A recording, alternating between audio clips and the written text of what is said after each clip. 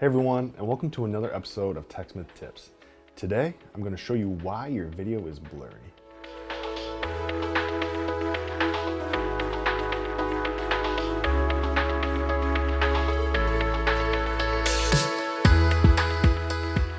Now don't get me wrong, there can be plenty of reasons why your video may be blurry.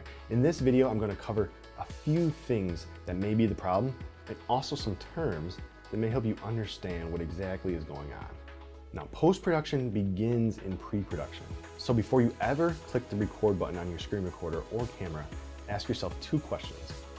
Where will my video end up being displayed? And what resolution is my computer screen or camera? These are the first questions you need to ask yourself whenever you begin creating a video. I can't stress this enough. You always need to be familiar with what resolution you are shooting with and delivering to. But what is screen resolution exactly? Screen resolution is the dimensions of your screen, most commonly measured in pixels. High definition editing and production dimensions are 1080p or 1920 by 1080 pixels and 720p, 1280 by 720 pixels. But whatever screen resolution you have available, always try and record in the highest resolution possible. We'll get to the reason why in a bit. For example, here at TechSmith, we know we will most commonly be exporting videos to 720p for our YouTube channel and our website. So when we record, our screen dimensions are usually 1080p. The reason we record at a higher dimension is because when we edit, it gives us flexibility in zooming and scaling footage later. Now your footage becomes blurry when you zoom or scale footage larger than what you originally recorded at. Depending on the content, you can get away with scaling or zooming slightly larger than 100% without viewers noticing, but just be aware.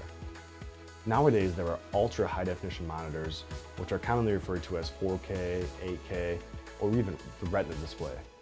But unless you have a very powerful computer, I would recommend 1080p to get started, because if you do record in these higher dimensions, you're going to end up with very large files, thus slowing down your computer dramatically. The second set of terms I want to cover are vector art versus raster art. Raster art is made of a certain number of pixels, and vector art is based on mathematical calculations. So in other words, raster art cannot be enlarged without losing quality, and vector art does not use pixels and therefore is resolution independent. If you are a Camtasia or Snagit user, you may have noticed that some of the callouts are in vector form. They can be scaled without losing quality. Now there are a ton of stock image sites out there that offer both types for purchase. Finally, the last topic I want to cover is file formats. This topic can get very confusing very quickly. My main piece of advice is to try and use the .mp4 file format whenever possible. This ensures a high quality video at a low file size. Plus, almost all web and software applications accept this as a universal format and play well on almost all devices. So when you can, convert your footage to .mp4.